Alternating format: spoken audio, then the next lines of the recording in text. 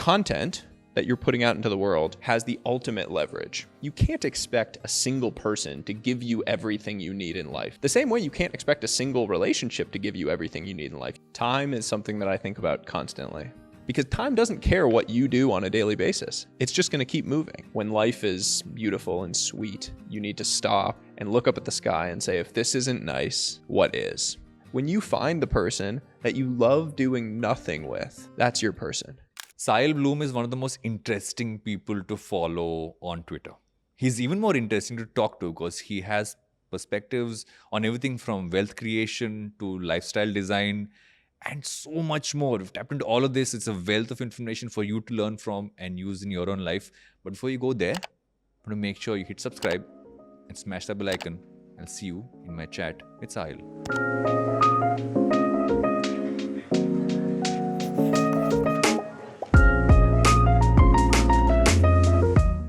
I always try to start a conversation with something which gives my guests things to kind of think about and kind of go broader. But I remember one of the first things I read from you on Twitter was you talking about the choices you make in life and how you kind of balance things out.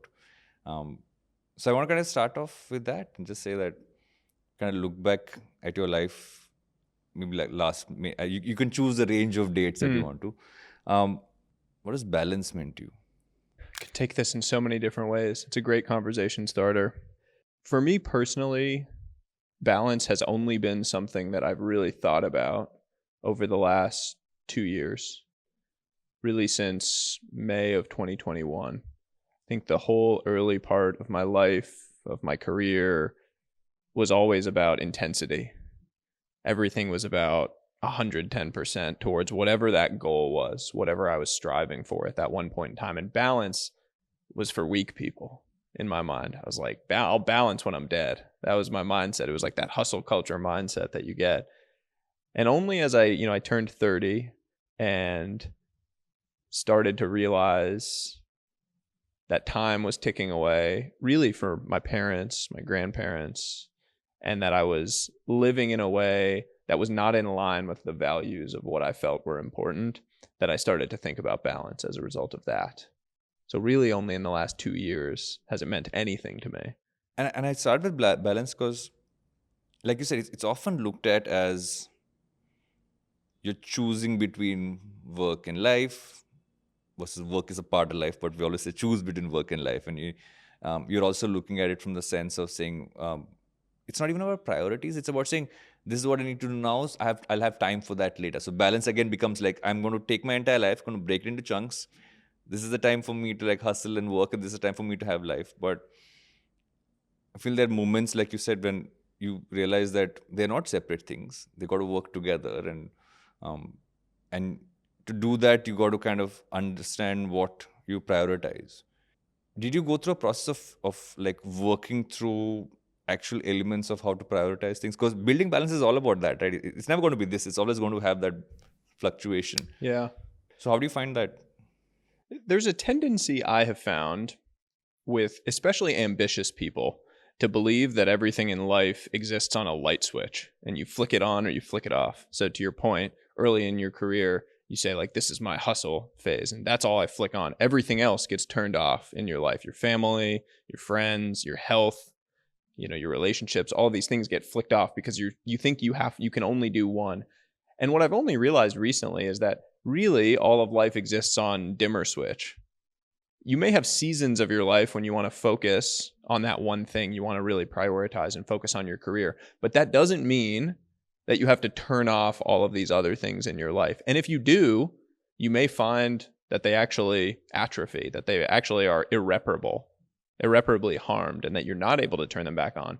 And so what I've thought about increasingly is it's okay if there are times in my life when I am prioritizing more certain things, if there are seasons in that way.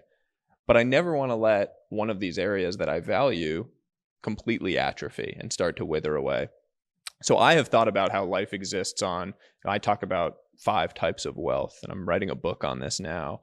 This whole idea that we typically think of financial wealth as what wealth is. It's very easy to measure. There's a number on a screen, and so we focus on that. Yet there are all of these other things that really are contributing to our wealth, to our wealthy life. Time is a massive one. My free time, my time to be around. Social wealth, that's the relationships, the people, family, culture. Mental wealth, how I feel, my ability to build knowledge, wisdom, to compound. And physical wealth, health, my vitality, being able to feel good on a daily basis. And in order to live a comprehensively wealthy and fulfilling life, you need to think about how you balance across those different areas during the different seasons of your own existence. I want to break each of these down, but I want to actually start with the human connection part, because I feel at the core of, I think you can have everything, but it will not feel the same if you don't have human connection. I'd met Dr. Robert Waldinger. He was down in India, and I happened to host something he was a part of, and he spoke about the fact that he did the longest study on happiness and realized that the core of human happiness is that it's about human connection. If you don't have human connection, no matter what you might put into the mix is never going to bring happiness. But when you're younger, you look at human connection partly as a transactional thing, but that only happens, I think, in your 20s. I think before that, it's not transactional. There's this period in your 20s when all human connection becomes transactional. So was that similar for you? Yes. Dr. Waldinger is fantastic. Yeah. He has a new book out called The Good Life, which Yeah. is wonderful. The most shocking result of that entire study, which has hit me like a ton of bricks, it's the Harvard Study of Adult Development is the name of it. 80 plus years, they followed the lives of all of these people. And what they found that was most interesting was that the single most important predictor of health, of physical health at age 80, was relationship satisfaction at age 50. So how you felt about your relationships at age 50 was more important than your heart health. It was more important than your cardiovascular strength. It was more important than your working out. All of those things. It was the most important was your relationships. I found that so powerful, that the power of relationships, of love and connection, is what impacts your health when you're older. And if you think about it, for you to have those relationships at 50, you need to start cultivating them maybe in your late 30s. 40s, I feel, become so crucial for that. Relationships, you have to work at. It's work like anything else. People often overlook that. You think, especially with family and with your lover, with your partner, that it will just be there and you can always come back to it. And it is just not the case. If I've learned one thing about marriage, it's that you have to work at it. You have to be working to improve your relationship, almost like you have a coach for anything you do in life. If I want to get better in the gym, I hire a coach, I hire a personal trainer, I work at it. If I want to get better at something I'm working on for my professional life, I might hire a coach, I might take a course. But for our relationships, for some reason, we don't think we need that. We think they're just going to be there and be the same. But when you work at it, when you work through the problems, when you commit to improving yourself in ways that is going to help your partner, when you're going to be able to love them better, it's so impactful over 1, 3, 5, 10 years, the compound effect of that. So I agree with you. I think that in your 20s, there is a tendency to believe that relationships are transactional, to view everything in terms of building a network. Everyone wants to network. Everyone wants a mentor. The reason they want a mentor is because they think it'll help them get to the next step, not because they're trying to build a genuine relationship. And that's a dangerous game to play, because now everything's a trade. You're going and you're saying, okay, I'm going to trade this for that. And when you live life and as a game of trades, good things don't happen. I mean, my greatest mentor I've had in my life, person who's impacted me as a mentor, is Tim Cook, the CEO of Apple. And for the first 6 months that I knew him, I didn't know who he was. I had built a relationship with him, meeting him at the gym and chatting with him every morning, and I didn't know he was the CEO of Apple. I didn't know his name. I didn't know anything about him. We had just built a genuine relationship. And if not for that, I don't know that we would have the relationship that we do today. It was because it came from a place of being genuine, not a transaction that I was trying to have. And young people need to start thinking about that more and at a younger age. Yeah. And it's also about, mentorship's also a lot about, when someone says, I want you to be my mentor, you're also not saying what the mentor is going to get out of you. Because at some point, if someone's investing time, either they have a genuine connection, they've spent time having conversations, say, okay, this is a valuable relationship, because we can only have so many relationships in our lives for me to kind of invest time into.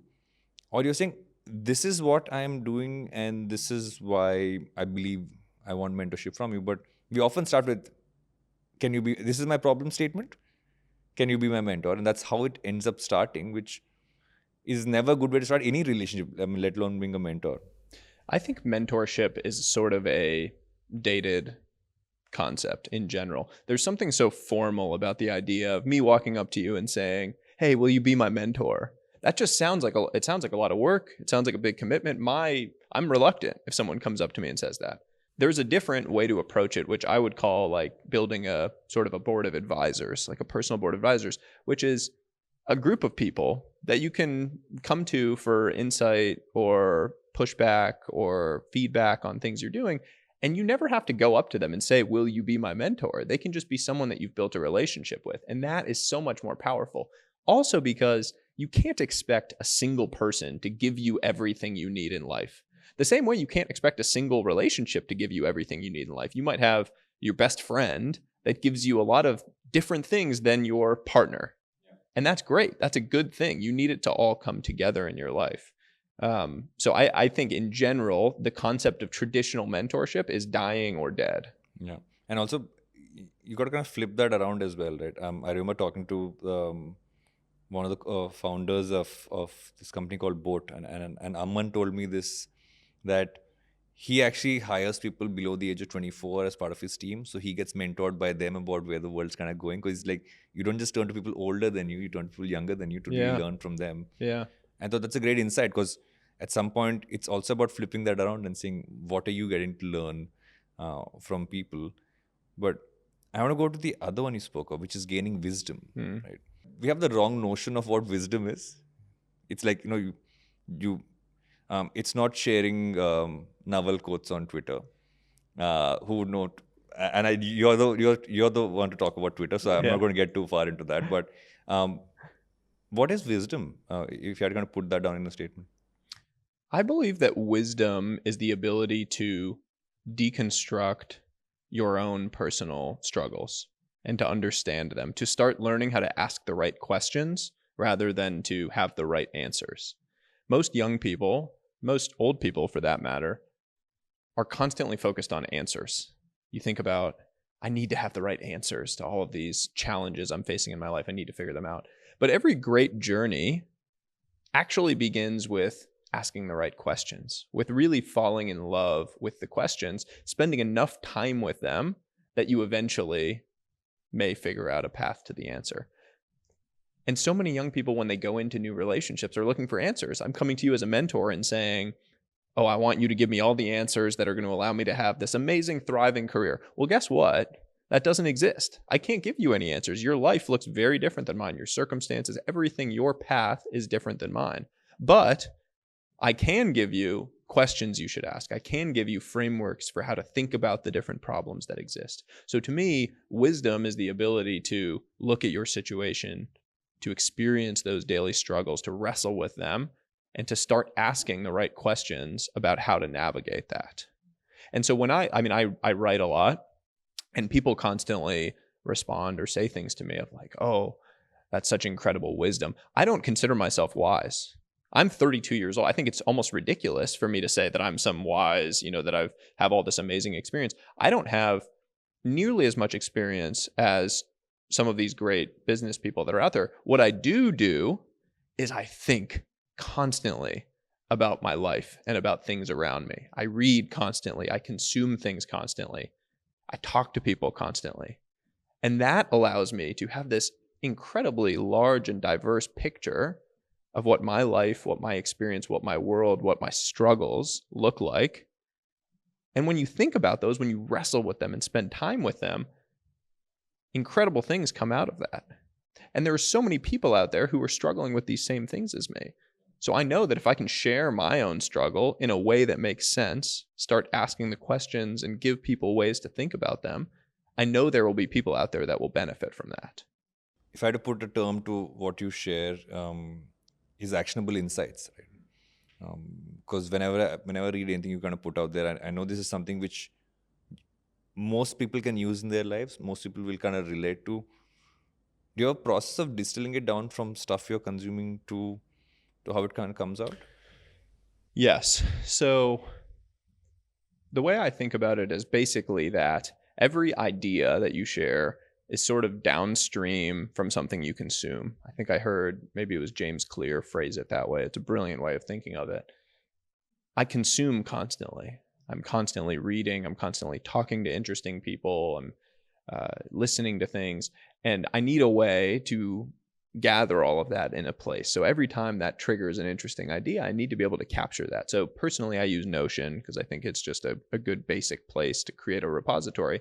And then what I do is I spend time with those concepts, call it idea exercise, where you can't just assume that something you consume is all of a sudden going to spark some amazing insight. You have to spend time with it. You have to wrestle with it. You have to think.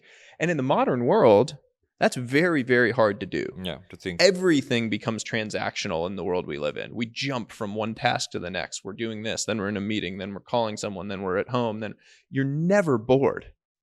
And when you're bored, when you're just in your own head, those are the only times that these insights, these ideas, they mingle. That's when they're walking around and connecting with one another. So you have to find a way, and I have figured out a structure to just be bored on a daily basis. I spend probably 3 hours walking every single day with nothing. I'm not listening to audiobooks. I'm not.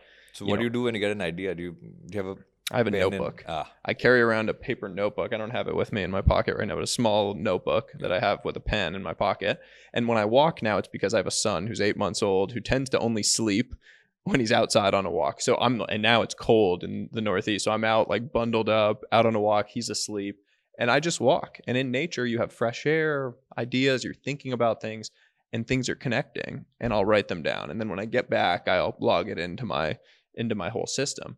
But people need to force themselves to be bored more. I've written about this. It's like we've given up on the idea of boredom. We're just scrolling social media. When you're bored, you go sit on the toilet. You're sitting there scrolling social media. We have lost our ability to be bored to our own detriment. and like you said, when you're bored, you're also letting your mind kind of drift into places, and you can't put a structure to it.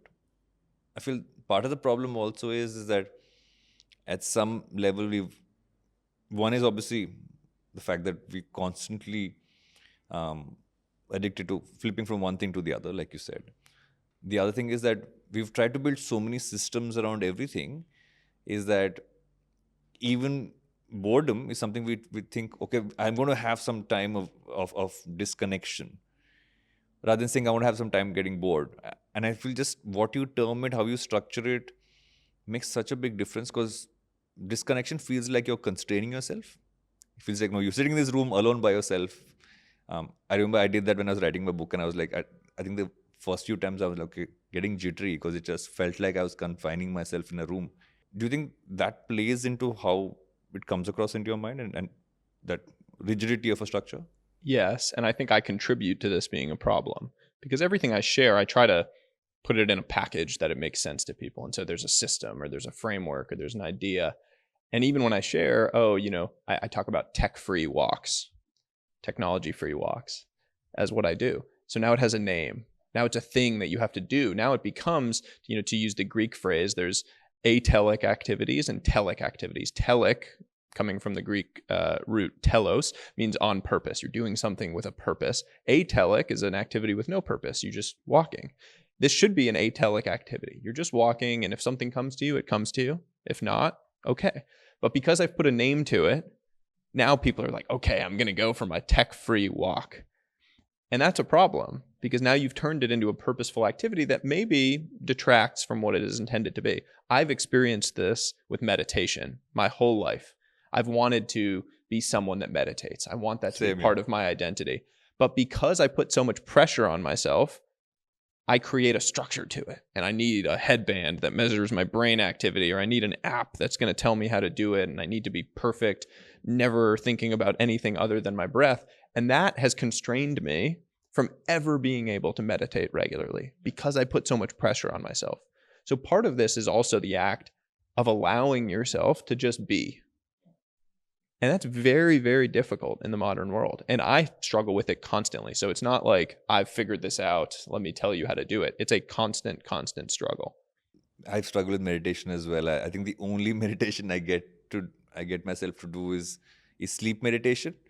When you listen to something, but that's more because you tend to pass out with the music and stuff like that. But um, I know that physical activity is something that um, is a strong focus of yours. Working out is like meditation. I feel we sometimes, it's the visual we have in our head. Like meditation is like you're sitting and doing that, but working out is like meditation. Going for a walk, like you said, is meditation. Do you break that down that way? Do you have periods of which have supplemented almost meditation for you in your day? I should. I haven't. I mean, I find writing to be meditative. When I'm really in a flow state. And every morning I spend the first 2 hours of my morning. I wake up very early and I try to have a few hours quiet before my son wakes up, before my wife wakes up, where I do focused work. And that's normally writing. And that I find very meditative because you're just in your own mind. So I think expanding the definition of what we consider to be meditation is a good way of getting around it. Also, we just need to stop putting pressure on ourselves. Especially ambitious people, it's the biggest issue is when you go to work out, you're trying to get in shape if you're overweight. The first thing you say is, okay, well, I need to do 60 minutes every single day, every week, over and over again. That whole 10,000 steps. Yeah, you go straight to that and you won't do it. I did that with journaling for many years. I said, okay, well, I need 30 minutes for journaling every night. Here are the prompts that I'm going to do. And I never did it because it was too intimidating. It was too much. In Atomic Habits, James Clear talks about the 2-minute rule, I think, where it's just you need to break it down to the simplest possible thing in order to just get yourself to start building momentum. The other piece of that is we all need to do a better job being proud of ourselves for those tiny little wins that we stack up and not worrying about them being tiny relative to what other people are doing. We all need to be able to just take a step back and expand the definition of what a win is in our lives and feel proud of ourselves more regularly for doing that. There's this tendency to feel like I can't be proud of myself until I achieve the big thing. I want to lose 15 kgs, so I'm not going to be proud of myself until I lose the 15 kgs. Well, that's wrong. You can be proud of yourself for going on the 15-minute walk the first day when you start on towards that goal. And if you do that, you look yourself in the mirror and say, you did that, I'm proud of you. Then the next day, you're more likely to do it. Because you've given yourself a little bit of dopamine, a little pat on the back for that challenge that you just took on. And that's a powerful, powerful thing. Yeah, because we tend to look for, I feel we search for appreciation from everybody else around us, but the one piece of appreciation we don't get is from ourselves, because you're not turning around. Cause we are overtly critical of every single thing that we do, every single result that we get. And that kind of pushes us down the slope of saying, oh, I need to do more, but I can't do it. So I need to do more. Let me find more ways to do it. And you'll obsess over it, and you'll end up not having those moments of just letting your mind be. That's also because I think we're worried about losing time. And time is one of the factors you spoke about. We're so worried about losing time that you're obsessing over the time that you've lost. So you're losing more time with that as well. Time is something that I think about constantly. And even more so since my son was born. But I had a pretty transformative moment in my life. In May of 2021, I was out for a drink with a friend that I hadn't seen in a while. And I was basically telling him how I was feeling anxious, a bit upset about the fact that I lived far away from my parents. My family lived in Boston. I was living in California at the time. And that I only saw my parents once a year. And he said to me, well, how old is your dad? I said, he's 65. And he looked at me and he said, okay, so you'll see him 15 more times before he dies. And I felt like I got punched in the gut. He wasn't saying it to be rude or to be mean. It was just math. If I saw him once a year, the average life expectancy is 80 and he was 65, I was going to see him 15 more times before he died.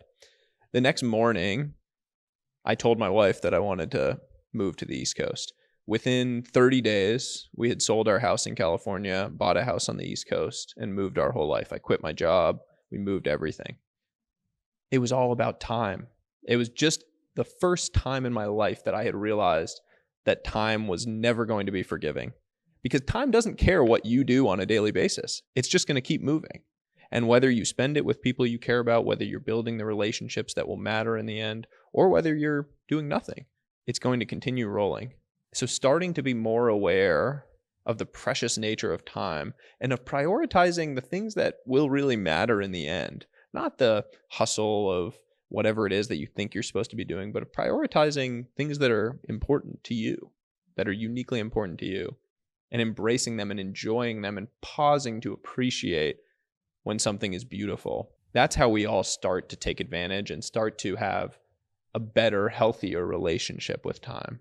I feel what's also something we got to think about it, and as I was hearing you talk, is that a lot of the choices we make are about how much more we can shove into our time. Like, I got to like optimize my time for things, and being productive means that okay, I've these many hours in a day, so I'm going to try and sleep lesser, so I can make sure I balance everything out. But you are going to give up on something to put that in there. But then the question comes in is that, but does that mean that you achieve less in life? Does that mean that you're telling yourself, okay, I'm not going to be successful by the world's parameters of success? And that's a scary thing for someone to kind of grapple with.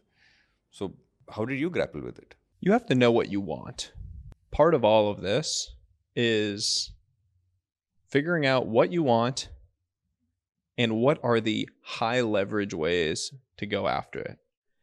If you never stop to think about what are the highest leverage activities I can do, you're going to be wasting so much energy and movement and time with very little output. You're going to spend all of your time on a one-to-one basis where there's 1 unit of input to get 1 unit of output. Early in your career, you can't really avoid that. Most of your time is going to be a one-to-one trade.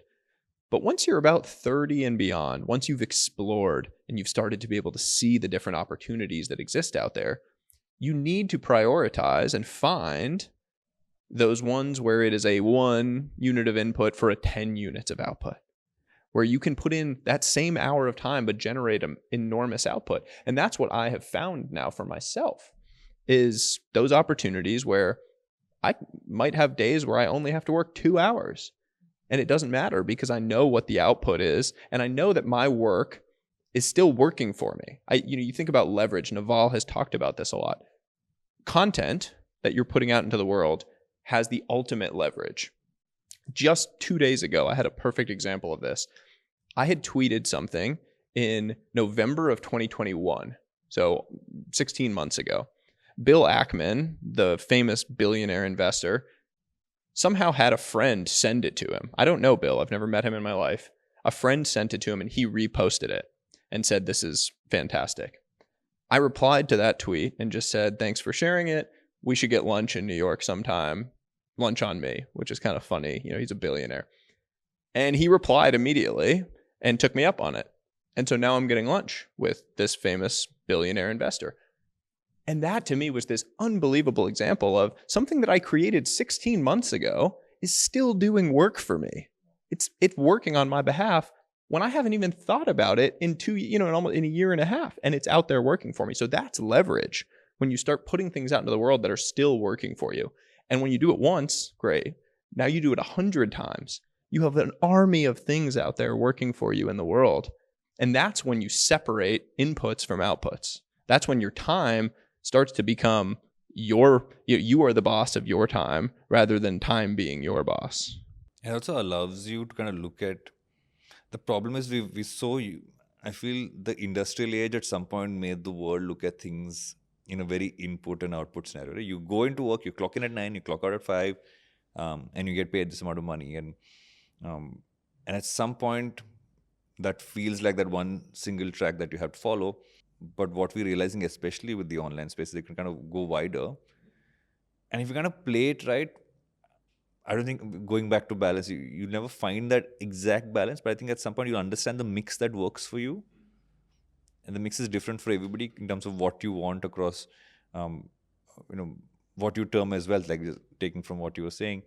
But does it also lead you to thinking too much about all the options you have? Because let's take a step back and say the number of opportunities we have today as human beings feels like infinite. And so you might spend so much time in just like analysis, paralysis, or overthinking that you're never going to come back onto taking that call. As you expand in your career, the opportunity playing field endlessly expands. Early in your life, early in your career, there's like a couple of opportunities you see in front of you, maybe one. and you have to take it. And as you continue to do better, as you build skills and build knowledge, the opportunity playing field just continues to expand, but your time doesn't expand. So you have to get better and better about figuring out which opportunities are the ones you're going to focus on. And it's terrifying. I have a terrible time saying no to money because my mentality is like, oh, if someone's willing to pay me for something, I got to take it. Exactly. And not think about, okay, what is the trade-off? When my son was born, this was the first time in my life that I had a very, very clear perspective on what I was trading if I took that opportunity on. Now, anytime someone sends me a new opportunity, I think about him and I say, okay, I can either spend this extra 5 hours a week on this opportunity, or I can spend it hanging out with my son, who is at a phase of his life where every day he's learning something new, changing, talking, smiling at me. So what do I want to do? Is it worth 5 hours of time with my son? And that has now given me this amazing way to think about it. It used to be, it's just 5 hours. I don't know. What am I trading off for it? I'm just going to do the extra 5 hours. Now I have a thing that I need to think about. And you start to find those in life. What are those things? And it might be that it changes, right? Like he's young now. There's an interesting phase of his life. He's not in school, so he's at home. I can spend time with him. But once he's in school, maybe then I want to take on that opportunity. But right now, it doesn't make sense. I feel most people don't understand the value you get as a parent amidst the chaos. Because for someone who's not a parent, to see parents do what they do feels like, oh my God, this feels like it's a lot. And it is a lot, let's admit. You can't take away from the fact that being a parent involves so many pieces that it's not Jenga. It's more like Jenga made out of clay, if you ask me. Is how it works. But there is something you learn about yourself, how you function. Also, like learning about the smaller things in life. I feel you start valuing things so much more once you have a kid. So much more. I was the best example of this to me was I was out on a walk with my son late in the summer, so it was nice. The trees were still green. And I picked him up out of his stroller and I was holding him next to this tree. That was kind of interesting. And he must have spent 5 minutes with this one leaf on the tree, looking at it, staring, really observing it, really focusing, touching it, looking at the veins on the leaf. And as he was doing it, I just realized I've passed this tree 1,000 times and I've never once looked at it. Haven't spent a second thinking about or looking at this tree. And right now, this leaf, this tree, is his entire world, and it is amazing to him. And as I was looking at it, I realized all of these amazing things about it that I never would have observed if not for stopping and pausing and just looking at it and taking it in. And it made me think of Kurt Vonnegut, the author, gave this commencement speech at Rice University. I think it's 1997. And in it, at the end, he says that when life is beautiful and sweet, you need to stop and take a moment and look up at the sky and say, if this isn't nice, what is? To appreciate those little moments of beauty, because otherwise they just pass and they're gone and you never appreciate them. And that to me has been the most beautiful thing of having a child is you are forced to slow down in these amazing ways that life has never let you, has never allowed you to. You're forced to do it. And your whole view of the world changes. It's like this vibrant colors that all of a sudden are visible to you. I feel that for fathers, I feel the last few generations it's almost like the role has changed to an extent. And I remember when I was going to become a father, I couldn't find enough information for me to learn from. And in most things in life, you find information about, but that I didn't find too much. And I remember struggling with that fact. Okay, am I prepared for this? Am I not prepared for it? But it's also allowing yourself to jump into something, get your hands dirty literally because of what happens with diapers and in life. And really learning and allowing for randomness to teach. Because there's so much randomness that happens. Yes. And you can't stick to a plan. You can't stick to a timeline. Things happen as they do. The baby's not going to follow your time. You're going to follow the baby's timeline. And scary. Yeah. I think being a parent is the most terrifying thing in the world because you have a thing out there that no matter what it feels, you feel it 10x. Whatever the baby feels. If the baby feels joy, or if the child that it becomes feels joy, you feel that joy and pride 10x from what they do because it's amazing. But when they feel pain, you feel that so much worse than they do. Everything is amplified. And there's something so scary about that and vulnerable. For the first time in your life, you're like putting yourself out there on something that you cannot control or feel. I also think with fatherhood in particular, to your point there, so much of what we experience as fathers and what we do as fathers is informed positively or negatively by our relationship with our fathers. My father and I have an amazing, amazing relationship that is driven by the fact that he had a bad relationship with his father. My father's American, and when he wanted to marry my mother, who's Indian, his parents didn't accept it. And they said, you have to choose between her or us. And he walked out the door and never saw them again. And that has informed so much of how he tried to be as a father to me. It's meant that he was so endlessly supportive of me in everything that I did because he was trying to reject what he felt his father had been with him. And now, as a father myself, I want to embody that same thing. I want to embody that same feeling of just supportiveness in whatever it is that my son wants to do. So I think it's really a downstream byproduct, positively or negatively, of what we see in our own relationships. I couldn't agree more. So my father lost his father when he was a year and a half old. So I feel with me, he was understanding what a father-son relationship was. And I was kind of taking that ahead by understanding a little bit more than he did, because for him it was like he didn't have that, so he didn't know what that meant like. But I also feel that what you realize is that, I don't know if it's a mom thing, I can't comment on mothers, but I feel for dads also building those rituals. Like when you were talking about the walk, I think about rituals, right? So me and my daughter do this every morning. We say hello to the world together. I wake up in the morning, I pick her up, and we go into the balcony and we say hello to the world. It's been a thing for years, and she's 5.5 now, but it's just one of those things. And I recollect that even when I was a kid, I think we all have those rituals that our parents put in place, which might seem very random in hindsight when they chose the moments that they had, but they almost become those building blocks that you want in your day, and you want to just keep passing them on, passing them on. And the most beautiful, I love that ritual, by the way. I want to start doing that, saying hello to the world. The scariest and most beautiful thing about this is this idea from Sam Harris of the last time principle. There's going to be a last time that you get to do that with your daughter. She's going to be a teenager, and maybe she's going to be sleeping over with friends or off at camp or at school or in college, wherever it is. At some point, it's going to be the last time that you get to do that with your daughter.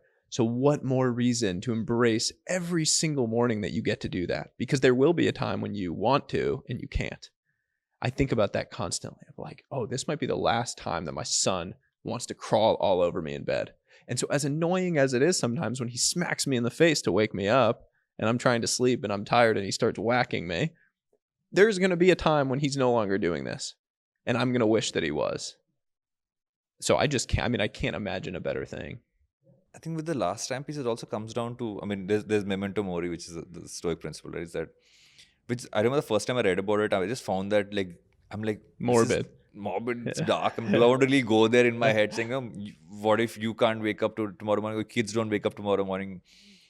Treat the moment like that. And I sat down, I said, 1 second, this is like, you're talking about death in a way by saying it could just be around the corner. So treat this moment exactly the way you would treat it if it was your last moment. And that initially feels like a lot of pressure on yourself, but also is oddly liberating because it lets you choose. I think it makes your choices so much easier, right? Like going to an event, going somewhere else on weekends, because I'm like, that's the time I have at home. And I sometimes almost say yes. I have to remind myself that, no, 1 second. You told yourself that it's not worth it. Is it worth, like you said, is it worth the time away from home, away from kids, and away from even meeting friends, to go talk in some conference? We all need to be better about cutting things out of our life over time. There's a easy path we all fall into of just accumulating. We, at age 18, we leave home maybe for university, and we start accumulating. We start accumulating relationships. We start accumulating, responsibilities, work, professional, personal, all of these things that just continuously build up. And what you find is that some of those no longer serve you. we live our lives, we're like hermit crabs. Like at some point the shell we have no longer serves us, and maybe we need to leave that and go find the next shell. The same way when we leave our family and go off into the next thing. And we are very bad at doing that with relationships in particular. There are friends you have in your life that are holding you back. Whether you know it or not, whether you want to believe it or not, we all have friendships. We have people in our lives. They might be family, they might be friends that are holding us back in some way. They're telling us to be realistic. They're belittling us in some way, putting down our achievements, telling us you can't do that. Those people need to get removed from our lives. And we need to be okay and comfortable doing that. It's okay to have fewer friends. It's okay to focus on the friends who you know are really there for you in your corner, that are going to be there for you constantly. Those are your real friends. And I just think in general, we need to be better about removing from our lives. We constantly read about adding all the things we need to add to our lives, the frameworks, the new ideas, the people, whatever, all these mentors, all this stuff. But at the same time, people need to be getting removed that are holding you back. There are two things in that which I know I've struggled with, and I don't know if there's a right way to do it. I don't know if you come across any way for that to happen. Is that I feel naturally as a curve in life towards your late 20s, you accumulate a lot of friends and a lot of people. I think by your late 30s, some of those naturally kind of fade away. I know that happened to me. I know a lot of people who were friends but became acquaintances, became people you might just say hi to if you catch up, but don't necessarily want to spend time with. And by the time I hit 40, I was very clear about who I wanted to spend my time with.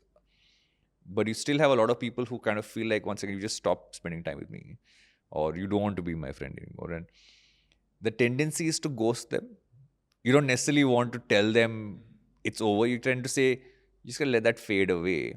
Have you come across it, which is a better way to, because we know how to make friends, and I kind of, but don't necessarily know how to end a friendship. It depends whether it needs to be that deliberate. If it's someone that you spend a lot of time with and then suddenly you're a ghost, it's a little bit awkward. I mean, I had one relationship in particular that was someone that, when I reflected on it at the end of 2021, or actually, sorry, at the end of 2022, just recently, I just realized that every time I spent time with them, I left feeling some negative emotion. Generally, it was like unhappiness from from comparisons. The person kept putting down kind of what I was doing relative to someone else. And I just realized, like, this person doesn't serve a great role in my life. And it's not necessarily something that they're trying to be malicious about. They might not be intending to do that, but I needed to have a discussion with them to explain to them, hey, I've been feeling a lot of this. And so I actually had just a candid discussion. They were a friend, and I said, I like spending time with you, but when we spend all of the time talking about all the money these other people are making or all the things that these other people are doing, I don't care about those things. And all they do is make me feel bad. And it was an uncomfortable conversation because I'm not used to doing things like that, but has been really impactful. I don't spend as much time with that person anymore. But when we have, it's been much easier because he knows that that's something that bothers me, that I didn't want to do that anymore. And the same, I might be that to some people, and they may need to have a conversation with me that I talk about things that they don't want to talk about, that they don't need in their life. And I brought that up because I feel what we tend to do is to either sweep it under the carpet and say, I'll just go with the flow every time you have to catch up. But what you just said is really important, is that we need to have uncomfortable conversations. It's the one thing we all hate to do. It's the worst kind of conversation in most of our heads. But once you have it and you kind of, let's say, you leave the space you are at, there's this lightness that you feel, which you can't really explain, but it's like you almost feel like you've been wound up all this time. You've kept all this stuff in all that time, and you just kind of let it go. It just liberates you from holding yourself back. And I think maybe if you do it once and then you do it twice, it'll be easier, and hopefully you won't have to do it the third time. But we got to get over our need to stay away from something that's uncomfortable. Yeah. There's an invincibility that comes from confronting your fears in general. And if that's uncomfortable conversations for a lot of people is a big fear, approaching a man or a woman to talk to them, a romantic relationship potentially is a massive fear for people. But then the first time you do it, you realize, oh, okay, I'm not I'm not dead. That's okay. Like, you get rejected. Okay. I'm still alive. I'm still here. Dancing at a wedding. You don't want to dance because you think you're embarrassed. You don't look good. Then you do it and you realize everyone's just focused on themselves. No one's looking at me. There's really two big mistakes in life. The first one is caring about what other people think of you. The second one is thinking that other people think about you. For the most part, no one is thinking about you. The spotlight effect is this idea that we constantly overestimate the amount that other people are looking at or thinking about us. The reality is everyone's thinking about themselves. Everyone is selfish. No one is staring at you.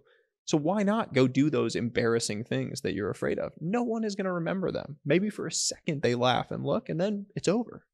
And what benefit do you gain from doing those? It's incredible. It takes me back again to that point about randomness, right?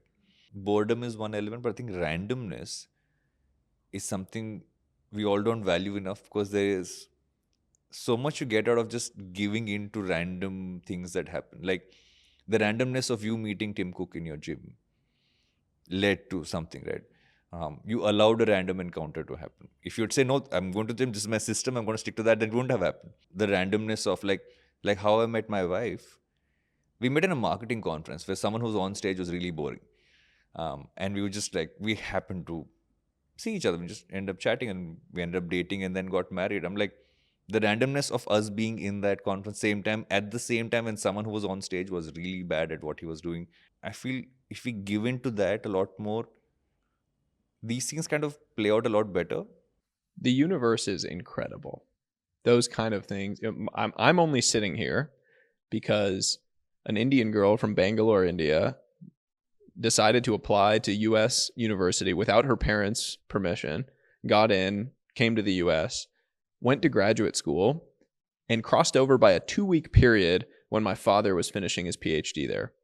And an Indian girl walked into the library where she was working, and my dad was finishing studying because he was a real book nerd, and decided to say hello to him.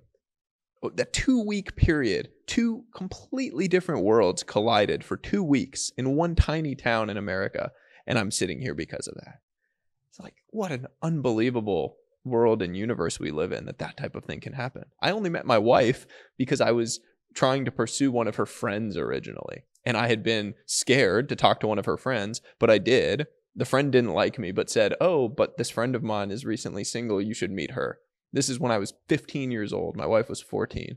And we met because of that, because I took a risk to talk to this other girl. And now I'm sitting here. I'm married to this woman. I have a child. We have an amazing relationship. So what an incredible thing, these random chance encounters. I always talk about it as expanding your luck surface area. When you take these chances, when you get comfortable with being uncomfortable, when you confront your fears, you're expanding your luck surface area so that these random chance encounters can happen. You mentioned a while ago about the fact that relationships and especially marriage and something you work on. How would you describe marriage if somebody said describe what marriage is like?